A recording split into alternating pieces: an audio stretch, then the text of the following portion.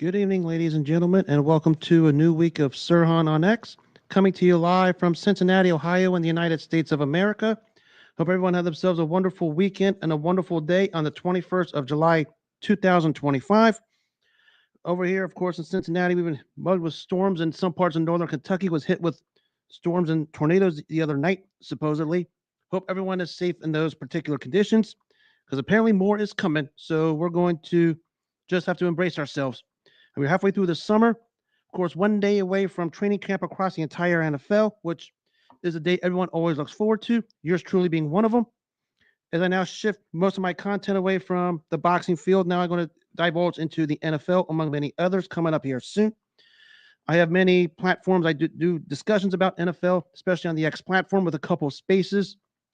But I'm going to turn my channel to an all NFL network for the most part throughout most of the NFL season, as the fight game started to disintegrate after the big fight weekend, because nothing much is coming up anytime soon. Let's hope everyone themselves had a wonderful weekend. Going to get right down to it here real quick. Let's go to what took place over the weekend in Salt Lake City. And we always talk about the talk of the town here in Cincinnati. It is, of course, FC Cincinnati winning again, snatching victories from the jaws of a draw.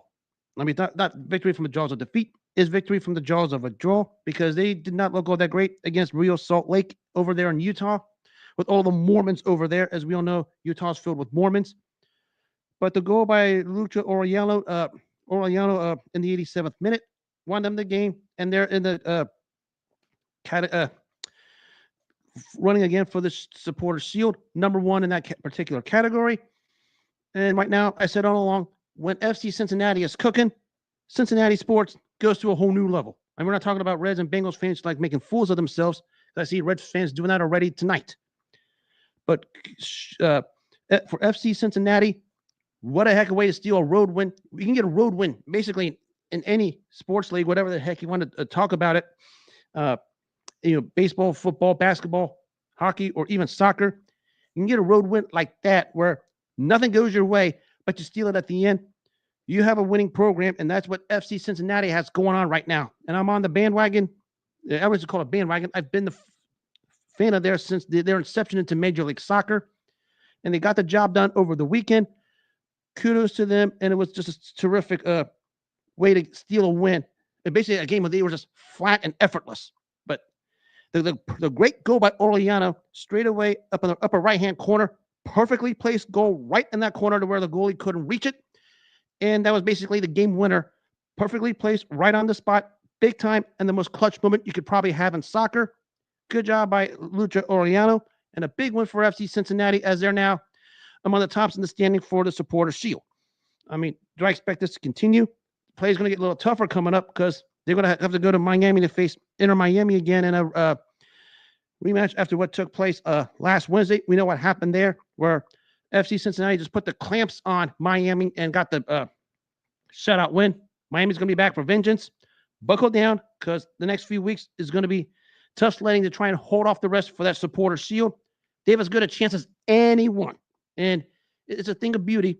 I said the best thing about Cincinnati sports is when the soccer players at FC Cincinnati and their electricity and their winning rubs off to the fans, and vice versa, because it creates a spark that not even Reds or Bengals fans understand, because they're that incoherent and they don't know how to understand it. And that's why FC Cincinnati is still the talk of the town. And that's why I'll be fine to say FC Cincinnati is a soccer town if they manage to go all the way and win the not just the supporter shield, and also the overall cup. So shout out Josh Isles. I see you out there. Hope you're doing good. Real quick for you, welcome back to Cincinnati. I'll be looking forward to meeting you here real soon. Now I get to speaking of my buddy over here, and then of course what's going on here in Cincinnati. A lot of hoopla that took place today. Guess the Bengals had their thing with Mike Brown, Duke Tubin, among many others. Of course, we know the controversies with Shemar Stewart and Trey Hendrickson. Well, let's go get right down to this real quick.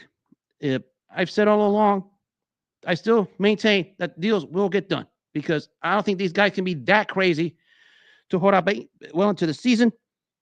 But apparently, Like, listening, I'm reading this right now. I'm going to try and read this. For those of you listening on the audio podcast at iHeartRadio, among others, I'm going to read this out loud. This is what took place earlier today in Cincinnati.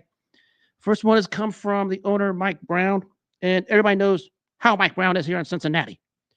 Not necessarily the sharpest tool in the shed. Of course, we know his daughter Katie Blackburn and granddaughter Elizabeth Blackburn now have control of the so-called football operations with Duke Tubin, among many others.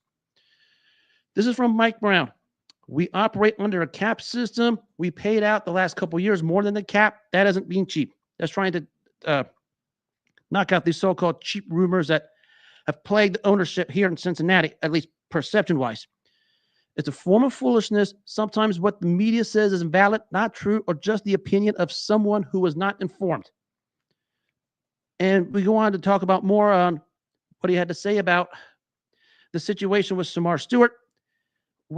He asked himself, why the hell are we doing it? But here we are, and he's doing it too. At some point, we got to put the stuff behind us and get it signed. That's what it comes down to. There's a lot of finger pointing all over the place by the Bengals fans, which I'll get to you guys here in a minute. Problem is, well, this is who the Bengals ownership has always been. That's why I don't put any blame on Bengals ownership, because this is who they've been since this ownership took over in 1990. And I distance myself from trying to accuse the Bengals ownership from anything, because if I do, it basically falls on deaf ears, and so should everyone in the Bengals community. Let's start with that. Now I'm going to fast forward here a little bit. Now we're going to talk about the Trey Hendrickson situation. Apparently they offered him a raise. A lot of figures all over the place. I don't know how much what the figure is, because I'm not an insider like all you guys are. I'm just an analyst. But, keep in mind, he signed for the season. Remember, he signed a one-year deal a couple years ago, and he's locked in for $16 million. Of course, he wants a pay raise given what all of the edge rushers got in this offseason with, TJ Watt, Myles Garrett, Max Crosby, Danielle Hunter, among many others. And now he wants a piece of the pie, and they want to keep him. And I know Trey Hendrickson wants to stay. It's going to come down to how they're going to agree with it. I said some way, somehow, I think they will agree with it. I've maintained this all along. I mean, hopefully the sooner the better, obviously. But a lot of this thing's going to drag into deep into training camp, hopefully not into the regular season. But, they want to keep him. He wants to stay. But we know how the Bengals have a figure. Hendrickson has a figure. But some way, somehow, I think some way this is going to work. Don't ask how. I'm just maintaining my faith in the Bengals ownership, simply because, and that's ownership, as well as Trey Hendrickson, that they'll find a way to get a common ground. Because if they let this thing drag into this season, it's already a problem. Now, I said all along, this whole offseason for the Bengals has been blatantly mismanaged. We consider the contract extensions that Chase and Higgins got.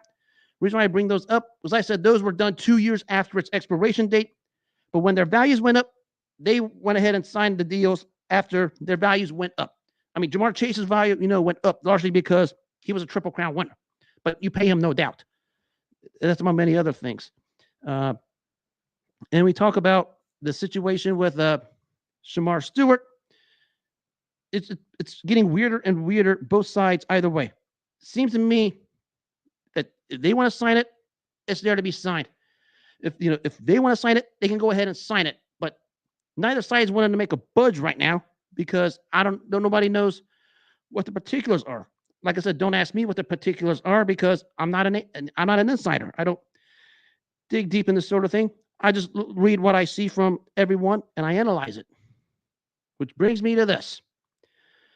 There's a ton of these Bengals fans and these so-called super fans like Zim, the captain, and Kelsey Conway, just to name a few of them, who pretend like they know the situation but don't want to fix it. If those three don't want to resort to cowardice as they've been to, they need to shut up and find a solution to this, because they're the reasons this is happening just as much as the players and as the ownership. Anyone knows me knows I don't put anything out there. I just see it and I just analyze it. I mean, that's why I stayed away from all of this. Reason being, because if I stick my head into it, then people are going to be chopping at the bits at me. But I stay away from it. I stay away from them, because they show their cowardice day in and day out. Most notably, the Bengals captain, who is a degrading coward himself, Kelsey Conway. Everybody knows how I feel about her, and Zim, who wants to be too deep into the Bengals situation more than anything else. But we know just how much of a moron he is. But since he thinks he knows the situation, someone tell him to shut up and resolve the situation, get these contracts signed with Stewart and Hendrickson so the season can start. Because if you're going to involve yourself in this the way you guys do on social media, instead of just attacking fan bases and starting stuff, get out there and get this thing done. Make yourself productive. I mean, you guys aren't doing that in Cincinnati when it comes to the fandom among many others. That's why I don't partake in it. I just analyze what I see out of you guys because I let the two eyes do the dictating. Anybody who knows me knows I do a better job of analyzing than being an insider because the insider stuff requires too much stuff. I don't have the time for it. If you guys want to keep on at it, have at it. Plain and simple. But I'm still holding hope that something will get done despite all the things I read and seen today and how the Bengals fans and the content creators in the Cincinnati media carry themselves throughout the summer. I think everybody who thinks they have the solution needs to shut up and resolve it. Don't put it on ownership. Put it on you guys. Because I'm done putting things on ownership. This is who they're going to be from 1990 to now. A tiger is not going to change its stripes. By the way, one real quick shout out. Connor Weiger, I see you out there. Hope you're doing good over there tonight. I'll catch you in the morning. Now to the NFL. More NFL news. We know the sad story that came out with the collusion on guaranteed contracts. Now the backlash is starting to take place. I mean, JC Tretter as well as Lloyd Howell Jr. are basically forced to resign after all of this just came out.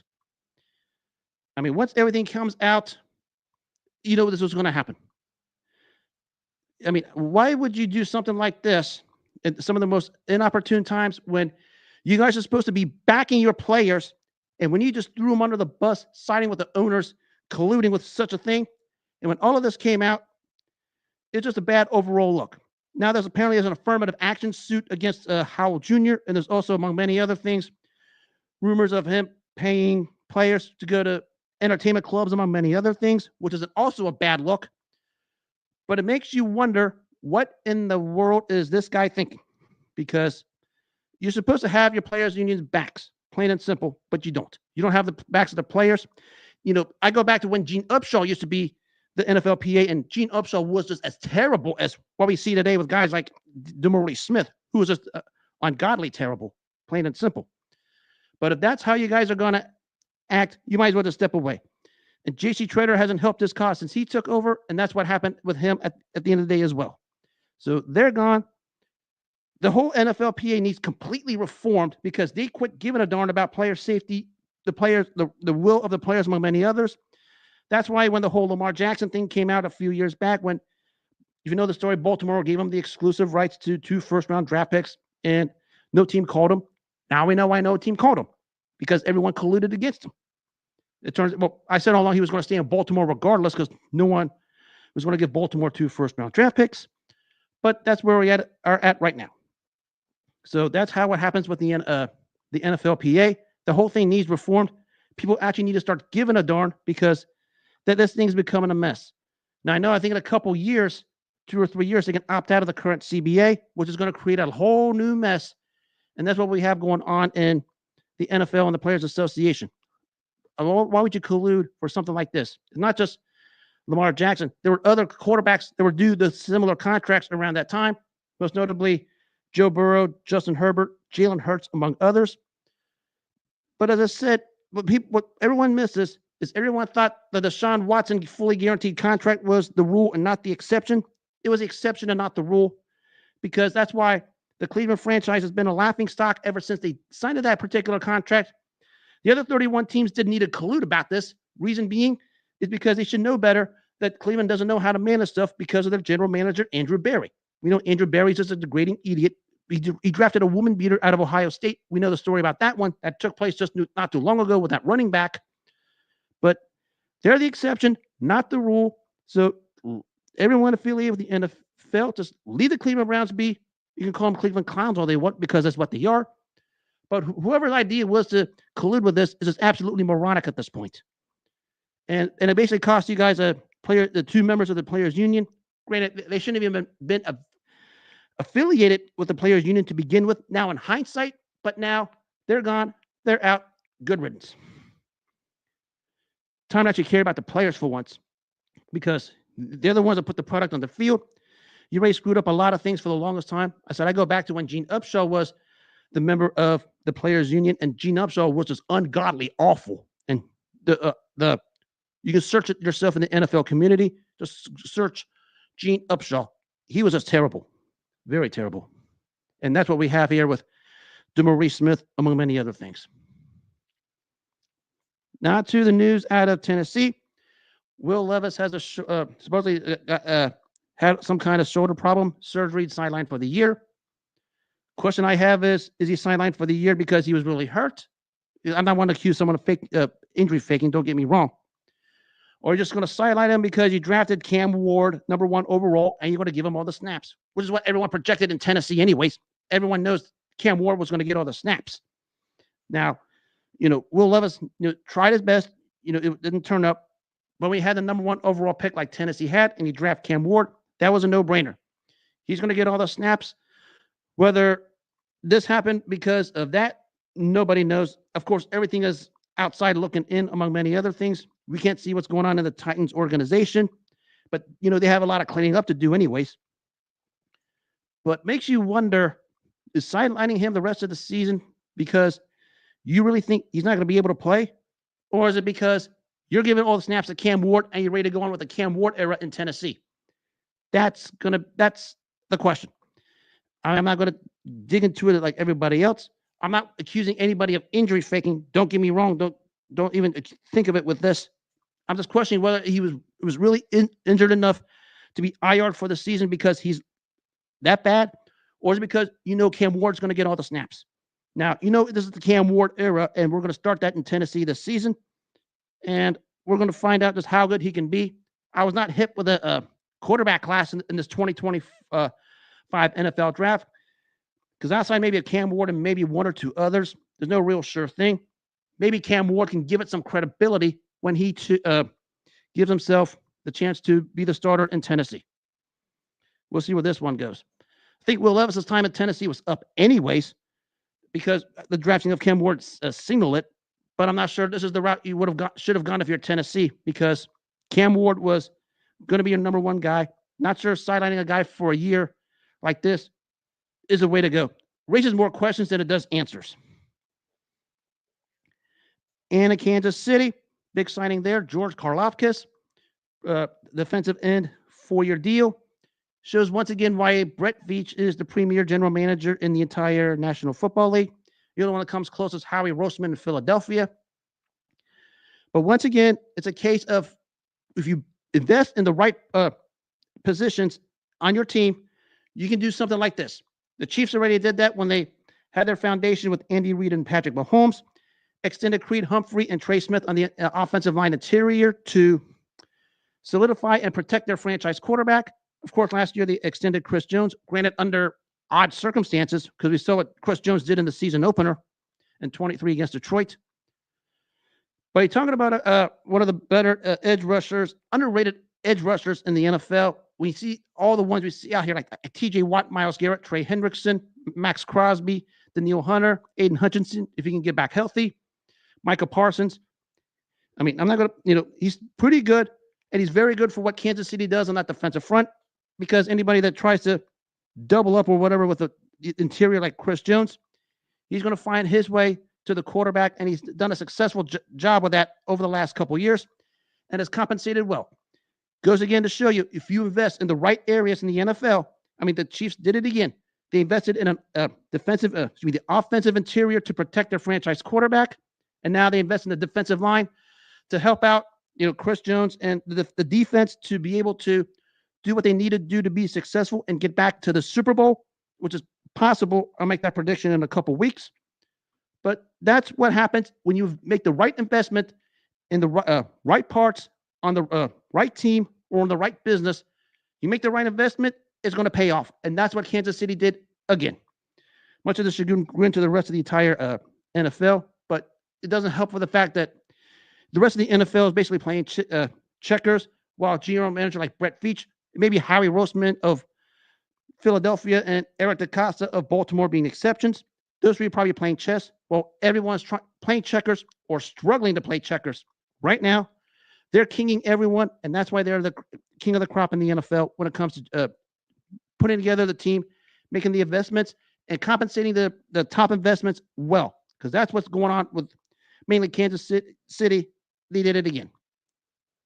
Say what you want about the Chiefs or whatever. Point is, Brett Veach is still the premier general manager in the NFL.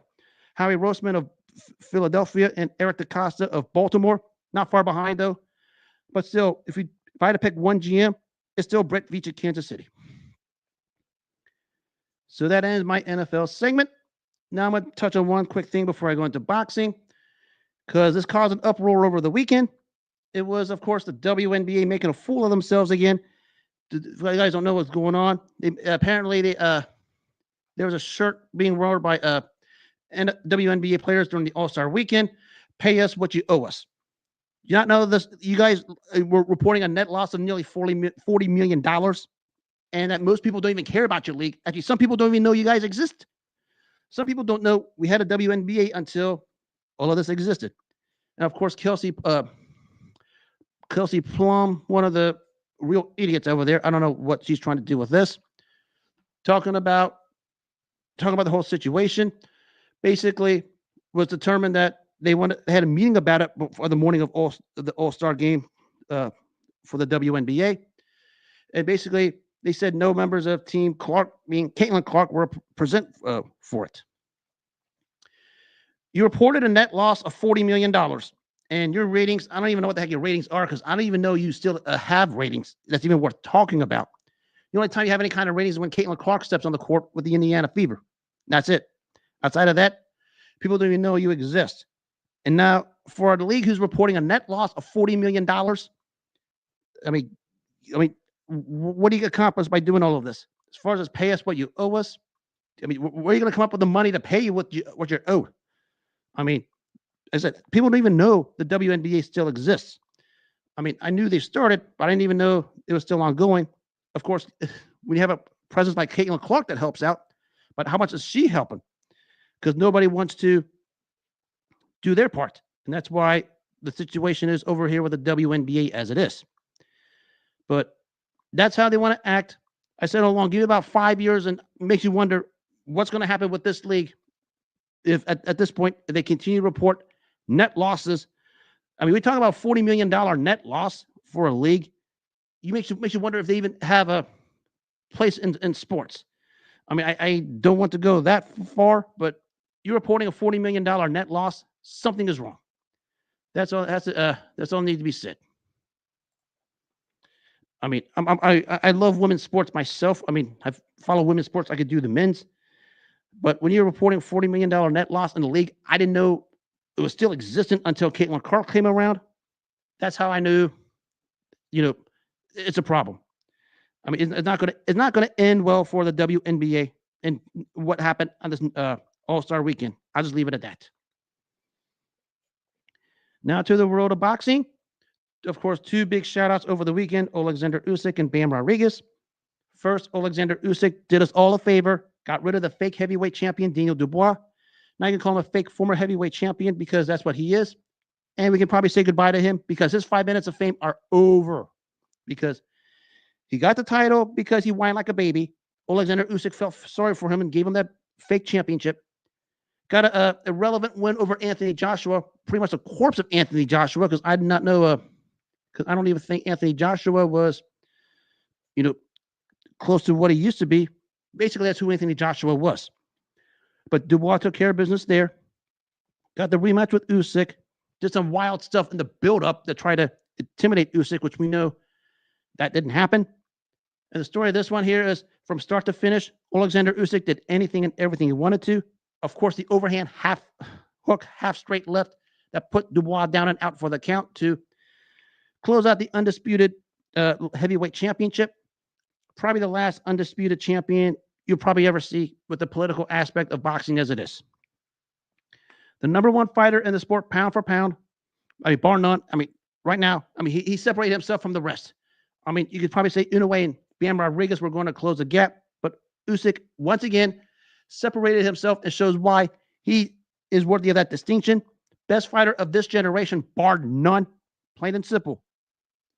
But that's where the conversation ends. We have a bunch of you morons in the boxing community overacting, even the ones who I like and respect. You guys are acting like a fool right now, and a real degrading fool, thinking this guy's in the same conversation as some of the all-time great heavyweights. Let me pause here for a second. This guy's only had 8 heavyweight fights. His first one was against Chaz Witherspoon. That ends the greatest of all time conversation. When your first heavyweight fight is Chaz Witherspoon, that's the end of the conversation. We're talking about Chaz Witherspoon, not Tyson Fury, not Tony Bellew. Chaz Witherspoon. Your first heavyweight fight was Chaz Witherspoon, and if you think beating Chaz Witherspoon is a part of what makes Oleksandr Usyk an all-time great heavyweight, please get checked for CTE, because that's not even worth it. Let me just play. I'll play your hypothetical for about 2 minutes here. I'll give you 2 minutes. Forget Muhammad Ali and Joe Louis. I mean, they're so far up there. I mean, no one's going to even touch them all time. If you think Oleksandr Usyk is in that same conversation as Muhammad Ali or Joe Louis, please get off the apps, go to get checked for CTE, and bring me the results. Let's start with that. Now let's break it down even further. Is he in the same conversation as Jack Johnson? No. Why? Because of what Jack Johnson did to Tommy Burns in 1906. I mean, broke a major barrier, and that was historically significant. Oleksandr Usyk didn't break any barriers, so you can't put Usyk in the same conversation as Jack Johnson. Forget it. You can put him in the same conversation as Jack Dempsey, who I'm going to talk about here in a minute. No. Why? Because Jack Dempsey was just a man among his historical significance. We talk about the Roaring 20s that took place at a time when the 20s culture and the Great Depression was taking place. Jack Dempsey's reign as a heavyweight champion stood for something, especially when he obliterated Jess Willard in 1919. So Oleksandr Usyk does not belong in that conversation. You can forget it. Same conversation as Larry Holmes. Forget it.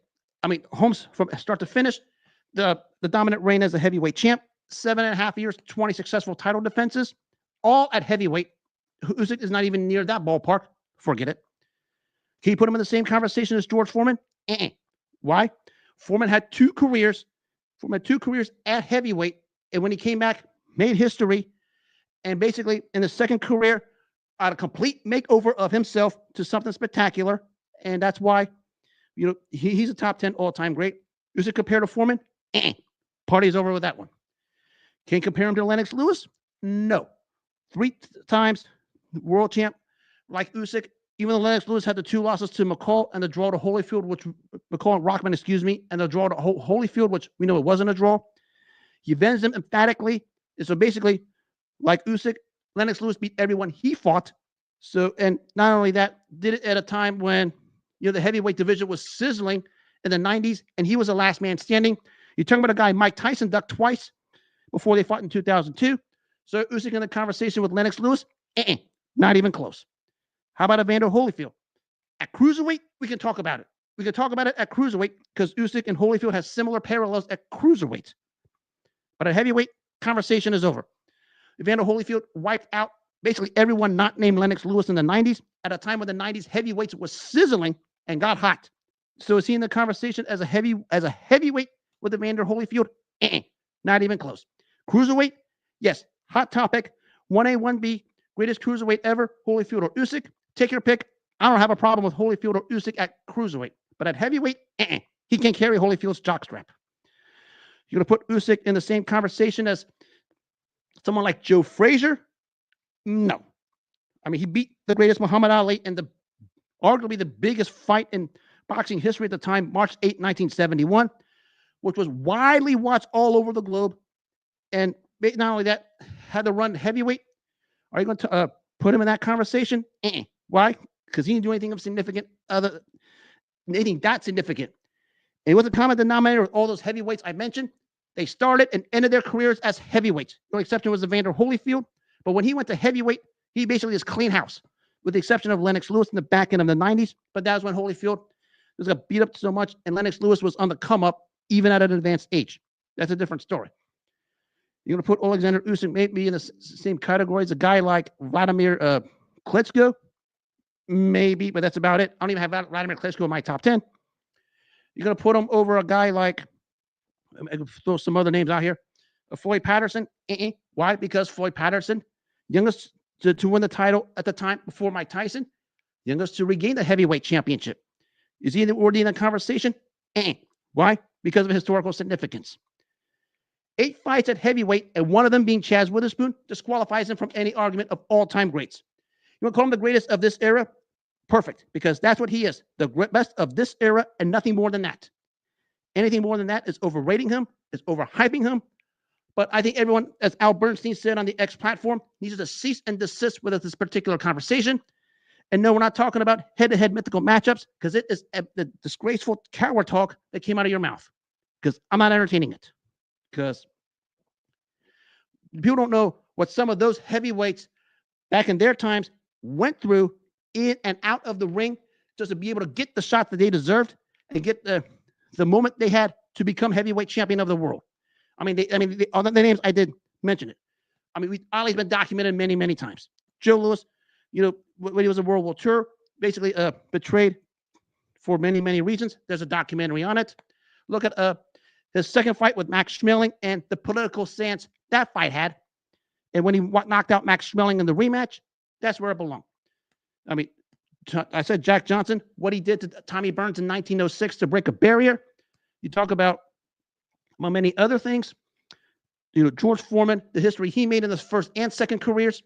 I mean, the loopholes he had to go through to get title shots in the second career before he finally hit pay dirt when he whacked out Michael Moore in 94. Lennox Lewis. I mean, he was ducked twice by Mike Tyson. He basically not liked by the boxing intelligentsia. Then he finally made his mark. He basically earned the respect the hard way. Larry Holmes, he came after Ali, earned the respect the right way, did it.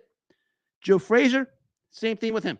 After the first fight with Ali, some of the historical fights, especially the thriller in Manila 50 years ago in the Philippines with Ali, and I can go on and on with many others. Evander Holyfield, who tried his best to get the fight with Mike Tyson. We know Mike Tyson ducked it for many reasons. That's the end result. But he finally broke through when he won the heavyweight title from Buster Douglas. That is what you call all-time great heavyweights. As great as Oleksandr Usyk is, and he's damn great, the number one fighter in the sport, pound for pound, not even in that conversation. You still think he's in that conversation? Shut up, get off the apps, go get checked for CTE, and give me the results. Because he's not that great. Because those heavyweights did it from start to finish as heavyweights. That's one thing everybody misses. I mean, if 8 fight samples were a particular thing, there's a lot of heavyweights who had 8 fight samples who have all-time great stature. I mean, Leon Spinks beat Muhammad Ali in his 8th pro fight to win the heavyweight title. Do people talk about Leon Spinks in the top 10 all-time great heavyweights? Think about it. And, of course, it was in Texas that Bam Rodrigue continues to show why he's number 3 in the pound-for-pound category behind Usyk and Naoya Inoue when he just beat down Phumelela Cafu. Methodical, break you down with the body punches, and that was basically it. Basically, as a fight wore on, Bam's power started to take over. Cafu was basically just fighting to survive after the mid-rounds, and Bam Rodrigue, instead of going all in and rushing it out, gradually beat him down with body punches, show the whole world why he's the next big thing. Has a unification coming up with Martinez coming up, which I think he should handle that one easily. But Bam Rodrigue, we talk about the top 3 fighters pound for pound in the world right now. Number 1 is Oleksandr Usyk. That's a no-brainer. Number 2, Naoya Inoue. That's a no-brainer. And number 3, Jesse Bam Rodriguez. That's a no-brainer. That's the only list that's acceptable to me at this point because that's the only thing that matters. Bam Rodriguez did it again. I mean, the way he just demolishes guys left and right as it's come up to unify the super flyweight division is basically second to none right now. And he's just a standout, and he showed it again. I mean, going back to when he just obliterated Juan Francisco Estrada, a pro's pro, and just made Estrada look ordinary, the way he just obliterated him, and he's just taken off. Especially we talk about when he obliterated Sonny Edwards even before then. I mean, when they say guys are trending up, Bam Rodriguez is trending up. I mean, the guy's a number 3 fighter pound for pound behind Usyk and Naoya Inoue. Simply a no-brainer. And that's what we had with this. Kudos to Bam Rodriguez. He's going to fight again in November. I expect him to handle business again. I mean, by this time next year, when they redo the number 1 pound for pound lists, I expect Bam Rodrigue to be in the conversation, and he's just a stud right now. I don't use studs when we talk about fighters, but this guy is. Now to the historical aspect of boxing, a name I mentioned before, the great Jack Dempsey. It was the equivalent of 90 years ago that took place when he fought Jack Sharkey in some form of like a mini heavyweight eliminator, where the winner was going to fight Gene Tunney for the heavyweight title. The story with this one was this came after Dempsey lost his title to Tunney, and he fought a Jack Sharkey, which I watch my shows knows I talk about the inconsistencies of Jack Sharkey in his career. We talk about just the temperament he had, and it showed again because Jack Dempsey was clubbing him to the body for most of this fight, and Jack Sharkey was basically looking to the referee for help, thinking they were below the belt. But the story here came in at the end of round 7, where basically Jack Dempsey started to really turn on the pressure. Jack Sharkey looked to the referee for help. As he was looking to the referee for help, the perfectly placed left hook by Dempsey sends Sharkey down and out for the count. And Jack Dempsey beats Jack Sharkey on a TKO in round 7 to set up the rematch with Gene Tunney. And this was the rematch he wanted. And I'll touch on the Tunney rematch in a second. But once again, the inconsistent temperament of Jack Sharkey bit him at the worst possible time against probably the premier heavyweight of the 20s, probably the premier fighter of the 20s. We talk about Jack Dempsey. We talk about the roaring 20s. He's one of the ones you talk about that took place in the roaring 20s, because that's what Jack Dempsey was. And when he pasted Sharkey on the canvas with the left hook, he basically got the win. Actually, after the fight, when they talk about what took place with Jack Sharkey's complaints to the officials and the left hook that knocked him out, Jack Dempsey basically said, what am I supposed to do? Write the guy a letter? It's boxing. What do you expect? And we know just how brutal Jack Dempsey was. Remind you, this is before Sonny Liston and George Foreman came around as the most brutal and scary punchers of boxing history. Jack Dempsey was that in the 20s. And when he obliterated Jack Sharkey, he got the rematch with Gene Tunney. Everybody knows what happened with this one. The infamous long count where he floors Tunney, goes to the neutral corner. Timekeeper resets the count and basically just it robs Gene Tunney. It robs Jack Dempsey of regaining the heavyweight title, and Gene Tunney gets the decision win. And people want to talk about the Wilder Fury and Douglas Tyson long counts. Y'all need to shut up and sit down. The real long count was what took place in the rematch between Jack Dempsey and Gene Tunney. That's a long count. And we know the story after that. It was basically the end of both fighters at that point for Dempsey and Tunney. I think that was the last time Dempsey fought, and never got a title shot ever again, despite what took place with Gene Tunney. But Jack Sharkey at least got another title shot against Max Schmeling in some weird, odd, crazy circumstances. Some way, somehow, he was given the decision over Schmeling in a fight that Schmeling just did anything and everything he wanted to. But some way, somehow, they give the decision to Sharkey in a fight back then where everyone's wondering what happened with the judging, because from the people at the press row who was at the Schmeling Sharkey fight basically said it was an exhibition by Max Schmeling.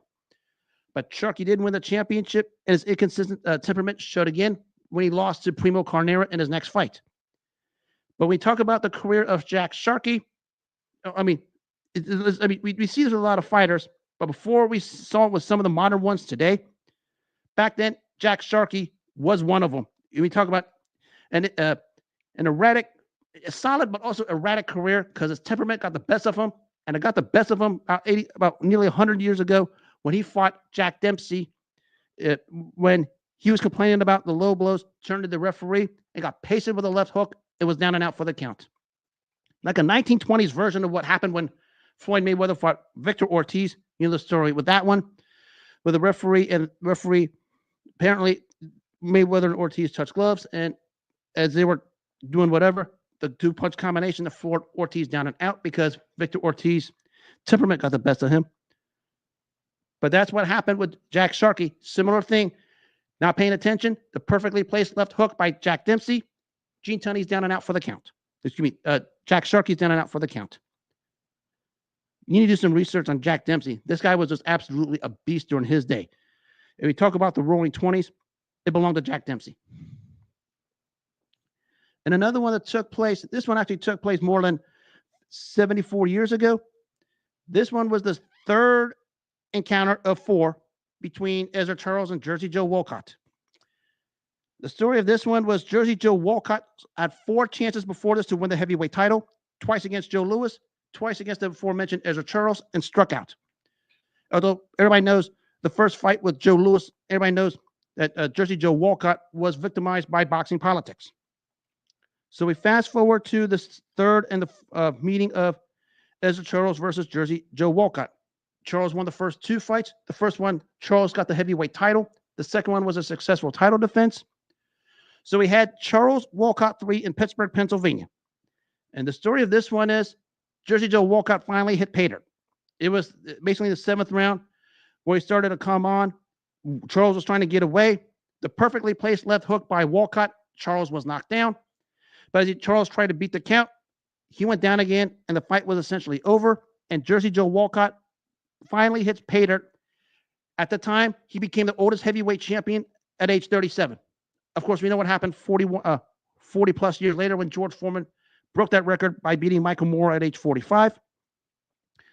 But it goes to show the perseverance of Jersey Joe Walcott when he finally got what he needed, when he basically suckered Charles in and placed a perfectly placed left hook, and Charles was down, tried to get up, went down again, and was out for the count.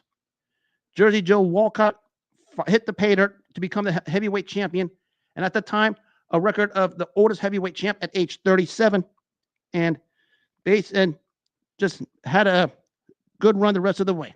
Got a 4th fight with Charles, got a decision win. Gave Rocky Marciano all he can handle in the first fight before the perfectly placed right cross by Marciano floored Walcott down and out. And of course, a rematch where Walcott just got steamrolled and was basically it. But Jersey Joe Walcott, who had 4 chances to become the heavyweight champ and couldn't capitalize, albeit one of them, he was victimized by the boxing intelligentsia, finally hit the pay dirt for the 5th chance to win the heavyweight title when he hit Ezzard Charles with a perfectly placed left hook and sent him down and out in round 7 to win the heavyweight title. And at that time, no one thought Jersey Joe Walcott's record was going to be touched, being the oldest heavyweight champ at age 37, because we know boxing and ages are just so different in so many ways.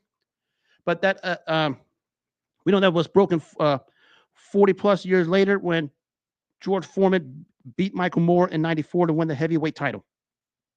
But Jersey Joe Walcott's record stood. It shows about the perseverance that he had. I mean, just like a lot of the heavyweights then. I mean, even Ezzard Charles and Floyd Patterson, among many others, who persevered and persevered. And when he finally hit pay dirt, they had to hit pay dirt and hit it hard, hit it good, and basically hit the landmark moment like Walcott did when he knocked out Ezzard Charles. Real intriguing story. It's also a must-read. And I conclude my boxing segment with really a courageous story. And it's stories like this that need to be talked about more. But since too many people are so obsessed with thinking Oleksandr Usyk is greater than Muhammad Ali when you're just dumb in the books, but this is one I like to see talked about more. I'm going to introduce you to a fighter named Craig Bodzianowski out of Chicago, Illinois, Golden Gloves champ. Story with him 35 years ago in Seattle. He challenged Robert Daniels for the Cruiserweight Championship. The story with this one is he was the first amputee fighter. I mean, he was a one-legged fighter challenging for the Cruiserweight title. You know the story? He won the amateurs, got to a good start to his career, had the unfortunate motorcycle wreck in 84 that cost him his leg, but managed to come back, got some solid wins, especially against a guy like Anthony Witherspoon to get the title shot against Robert Daniels. And basically in that fight, even though he lost basically every minute of every round of Daniels, he fought with, of course, the prosthetic leg as well as broken ribs, and shows the courage of Craig Bodzianowski. Definitely a must read. We talk about Vinny Pazienza with the halo, rightfully so, or definitely rightfully so. Guy up behind it when we talk about courage, none other than Craig Bodzianowski. I mean, the guy finished his career like 31-4-1, never was knocked out, never was stopped. All 4 of his losses was by decision, despite having only one leg. Now, you want to talk about courage, that's courage right there. And the stories like that need to be brought more to the light in the sport of boxing, because It's guys like that that make the sport what it is. And Craig Bodzianowski, even though he lost a title shot to Robert Daniels, because Daniels is a standout cruiserweight, the fact he worked himself after the motorcycle wreck to get a title shot in that particular weight class says a lot about him, his work ethic, and his courage. And the stories like that, it's just you want to shed more light on and tell the whole world about, especially in boxing where everyone's so fixated on the wrong things. It's these kind of feel-good stories that need to be talked about more, because that's what Craig Bodzianowski brought. I mean, no one's going to mistake him for the greatest cruiserweight of all time, understandably so. But when we talk about heart and courage, we talk about it with a lot of fighters. Maybe the biggest one of them all was this guy fighting on one leg after the bad motorcycle accident in 1984. Just a terrific, terrific story. Solid career for the most part. I mean, didn't win a world title. Won a couple of sanctioned minor titles, being the first and only amputee to do it. That should tell you about the courage of Craig Bodzianowski. Just a real warrior. And we can coin warrior with a lot of fighters. But a real warrior, I mean real warrior, was Craig Bodzianowski. Unfortunately, he passed away a decade ago due to natural causes at age 56. But you'll have 5 minutes of time to read some real good stories, especially in the boxing community. Quit worrying about what Oleksandr Usyk place in history because he's not in Muhammad Ali's category. Read about a guy like Craig Bodzianowski. Those are the stories you should be reading about and talking about. That's a definition of courage. And I end as when I talk about the UFC. Shout out to the career of the great Dustin Poirier, who's ended his career Saturday night in the loss to Max Holloway. Stellar UFC career. One of the better fighters in that weight class. I mean, fought them all. I mean, you talk about Justin Gaethje, of course, the 2 wins over Conor McGregor in the 3-fight series. Of course, challenged Khabib for the lightweight title. Fought Michael Chandler, among many others. And, of course, before this loss to Islam. But one of the solid UFC careers, always in a fight that's always exciting, and a true legend of the sport, especially in those weight classes, when we consider the fact this guy didn't duck anyone, fought all comers, held his own against some of the best, and one of the premier UFC fighters of all time. Dustin Poirier, I mean, you're paid in full, as they said in the UFC. Congratulations on a whale of a career. Enjoy your retirement. One of the true greats in the UFC. I mean, some of the fights he had, I mean, they were in the running for UFC Fight of the Year many times, in the top 10 rankings, in the top 5 upset in 2021 when he shocked Conor McGregor. But his place in UFC history it's in the books. I mean, exciting, fun, always was much watch TV when he stepped in the octagon. Especially when how he dusted off Conor McGregor twice when, you know, McGregor had no business being the same octagon as this guy at that point. That should tell you about how great Dustin Poirier was. Standout fighter, fun to watch, definitely one of the all-time greats. Didn't duck anyone, fought them all, didn't necessarily beat them all, but fought the best that was available and didn't back down from anyone. Always brought the best and honest efforts. And that's what made Dustin Poirier one of the true greats in the UFC octagon. Just a stellar career. I mean, we could talk about a lot of the great ones in the UFC. Of course, a lot of great ones that always made you want to tune into the UFC. I can go back to when the light heavyweight division was hot.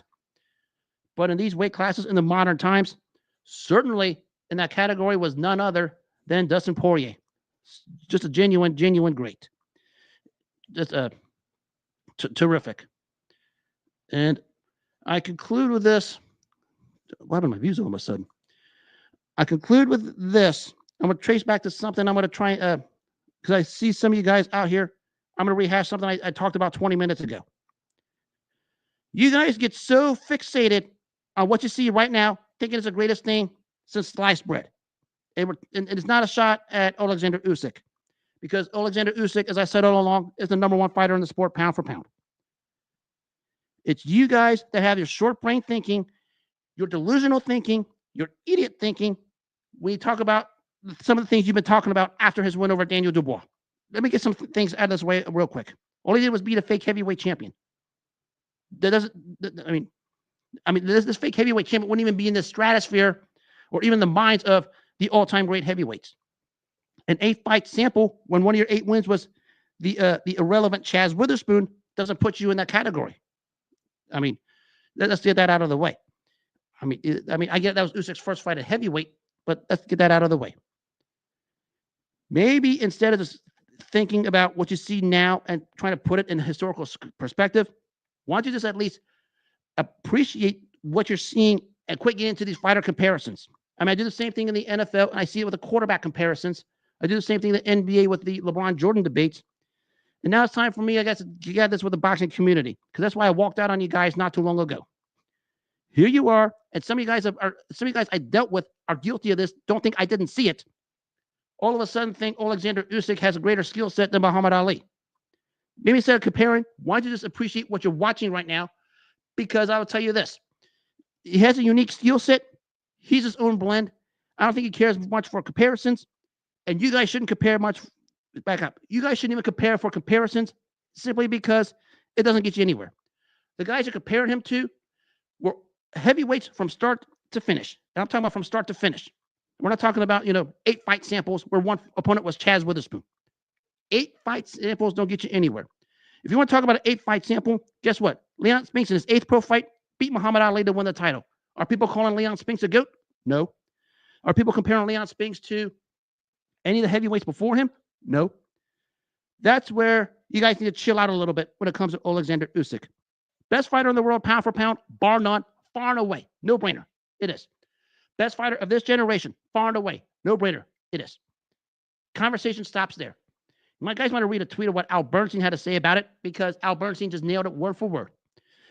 Promise too many of you guys out there in the fight community, I'm not going to get into who specifically, but some of you guys are just absolutely making a complete fool of yourselves thinking because an 8-fight sample puts him in a category of guys who've had historical significance, greater significance, and in the case of Joe Louis in his second fight with Max Schmeling, society and political significance. Actually, I'll eliminate politicals. I'm not going that far. Society significance because of what took place in the 1930s. I talked about Jack Dempsey in the 1920s. I mean, the roaring 20s, when you think about it, think about what Jack Dempsey had to go through. Some of you guys trying to say what Usyk did at heavyweight was greater than what Jack Johnson did. Guys know Jack Johnson crossed a barrier that people were trying to cross for the longest time when he beat Tommy Burns in 1906. Do you guys not know that? That's what I thought. So stop with the comparisons. Stop acting like this guy is in the conversation of these guys that did it for the longest time at the highest level in the same weight class that he's in. Just because an 8-fight sample with one of your fights was Chaz Witherspoon, that doesn't necessarily amount to anything. Because I said, you know who had an 8-fight sample in his career? Leon Spinks. What did he do in his 8th fight? Upset Muhammad Ali. Do people put Leon Spinks in the conversation? No. Plain and simple. I mean, not a shot at Oleksandr Usyk, because I said all along, I mean, he's an eccentric fighter. He's his own brand. He's his own brand. Let's just leave it at that. Anything more than that is just overrating him. And it just shows the moronism and the cowardice that goes on in the fight community. And yes, I went there. I said all along, you got a problem with it? You're more than welcome to come to me, and I will tell it like it is. Because enough is enough. He beat the fake heavyweight champ Daniel Dubois, and that is the end of another conversation. As I said, if you're going to put him in the top 10 of those names I mentioned, who are you taking out? And you better have a good reason to take that guy out, because those guys in the heavyweight division did it at higher levels against greater opposition. And there was no Chaz Witherspoons or Tyson Fury to pad your record on. But against elite fighters, historical fights of historical significance as career heavyweights. Just call Oleksandr Usyk the best fighter pound for pound and the best of this era and move on with it. Because there's a lot of other business to talk about in the sport of boxing. And there's a lot of it. Especially Usyk, who's probably going to fight Joseph Parker next. But I just want to get that out of the way, because all of a sudden I see people in the fight community pop up. Yes, I said what I said. It's not a shot at the fact that I never once said Oleksandr Usyk wasn't great. Let's get that out of the way. That's not going to come out of my mouth, because I'm not stupid. I mean, you're talking about one of the premier fighters right now. Actually, what one of the premier fighters? The premier fighter. We have idiots who think Terrence Crawford is in the same conversation. Terrence Crawford can't carry Usyk's jockstrap, plain and simple. But that's the end of the conversation. Quit putting him in these all-time great fighter comparisons. Quit talking about how Usyk would fare against so-and-so heavyweight in their time, because there's nothing worth talking about with that, because it's just moronic, delusional talk. That's what it is. Just let Oleksandr Usyk enjoy his moment after he did the world a favor by getting rid of the fake heavyweight champion, Daniel Dubois, and just leave it at that. Because the other poor stuff in boxing, you guys got to talk about. Because I'm getting close to calling it a day myself when it comes to the fight game, because how you guys have carried yourselves. You guys wanted me back? Fine. But it doesn't give you a right to carry yourselves the way you do and drag me into it, because I'm going to tell it like it is. Stop with the all-time great comparisons. Leave the all-time greats alone, because they did their mark. They established their mark. And if you're going to pull somebody out, you better come to me with something significant as to why you would replace Oleksandr Usyk with such fighter. And it better be good, and it better be detailed, and it better not be use of screenshots or video clips, because that's not going to cut it. Just want to get that off my chest. So it is what it is. I just had to say that for one last time. Because they wanted me back, I came back.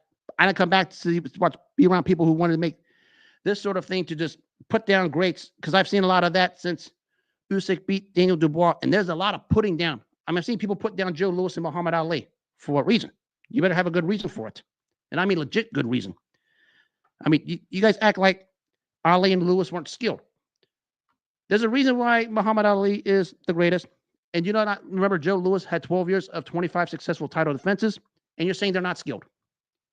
Someone explain this to me, especially anyone who legit thinks this, because you're looking real stupid with each passing day. That's what I got to say about that. There's my new newsflash shut up segment to all the Oleksandr Usyk fanboys who think he's greater than Muhammad Ali, Joe Louis, Jack Johnson, Jack Dempsey, Evander Holyfield, Lennox Lewis, Joe Frazier, George Foreman, and Larry Holmes without a valid explanation. The key word is without a valid explanation, because I haven't heard one yet. I'll close the book on that for the night. And that'll wrap up this edition of Sirhan on X. I hope everyone out there had themselves a wonderful 21st of July, 2025. I will be back tomorrow. For those who missed this particular show, you can catch the audio versions on the Apple Podcast app, as well as iHeartRadio and Spotify. And as always, I always close by saying one thing to the world: love or hate, make self-care your number one priority in life. If you don't take care of yourself first, nothing else matters. You take care of yourself first, good things will come your way. Always focus on you first and you only. I don't learn that the hard way. Have a good rest of the night. Enjoy the 21st of July. I'll see you tomorrow night. Take care and God bless.